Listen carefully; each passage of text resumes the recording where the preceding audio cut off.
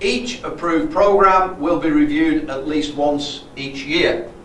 This is mandatory, but what about the organisation best practice?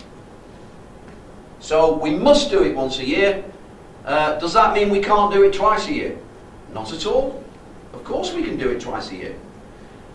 We can also do a review every time an amendment to the MPD is issued, and in general we can look at it every 3 to 6 months. Depends very much on the aircraft. If the aircraft is a mature aircraft, it will look very different to if the aircraft is an aircraft that's only been in service for a short period of time.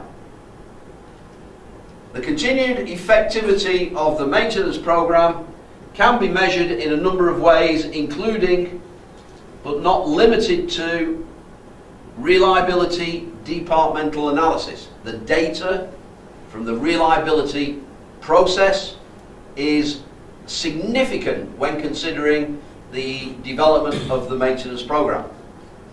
Task level defect analysis. Any corrosion that's reported beyond level 1. Level 1 corrosion is superficial. Level 2 corrosion is significant and has to be reported. Any results from the structural sampling activity.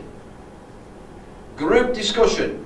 Consider the contents of a maintenance program review.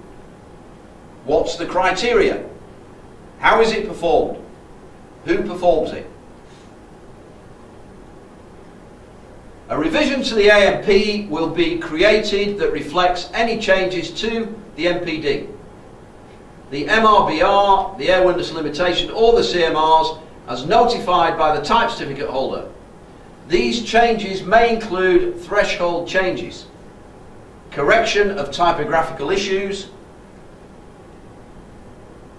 new tasks, deleted tasks, or the inclusion of notes or procedure changes. So we spoke about information at the front.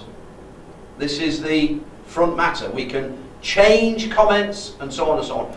If we don't have indirect approval, we can't do anything without the agreement of the regulator. Nothing at all. Any change to that book must be approved. If we have indirect approval, we can indicate what we can do. For example, if we find a typographical error in the maintenance program and we say we make a change, we've got to take it back to the regulator for approval. And so on and so on and so on.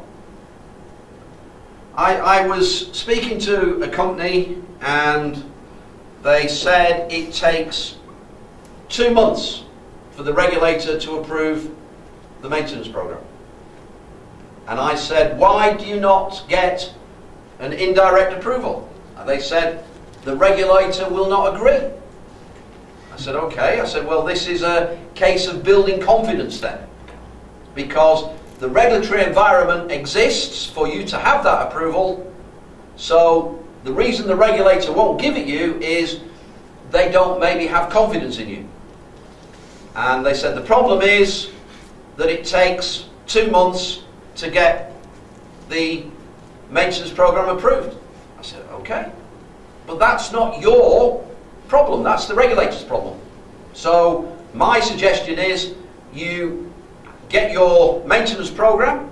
If you want to change it, you make the changes and you submit it to the regulator. He said, but then we're waiting. I said, you don't have to. I said, if you've got another one, another revision, submit that to the regulator. And if you've got another one, submit that. I would have no problem in submitting a revision to the regulator every 2 weeks. And if the regulator takes 2 months to approve, they've got the problem. They've got to deal with that problem. It's not your problem. Don't try to fix other people's problems that are outside of your remit. What you are showing the regulator is you understand the maintenance program. You understand the maintenance program process. And there is a way forward. And I suspect after you've submitted the 5th amendment in 2 months that you will get indirect approval. But maybe I'm wrong. An independent review will then be carried out by a senior engineer with maintenance program experience. And again, we're talking about competence.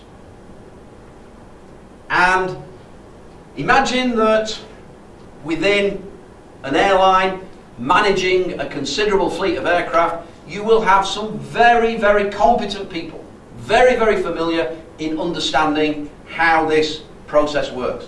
And remember, just to connect the whole thing again, the maintenance program is there to support the best maintenance for the aircraft, the most effective maintenance. Doing more maintenance than is necessary is not good maintenance. We're doing maintenance for two reasons. One reason for safety-related activity. The second reason for economic. The more we understand the maintenance program, the more effective can be our maintenance process.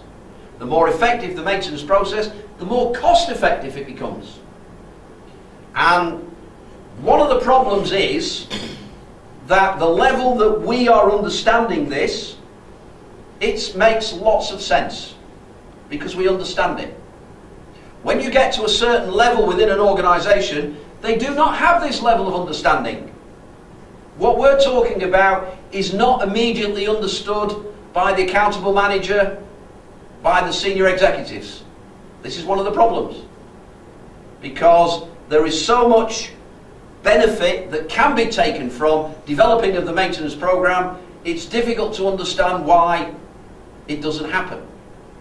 And the answer is a lack of knowledge and a lack of understanding of what can be achieved. This is the fundamental reality.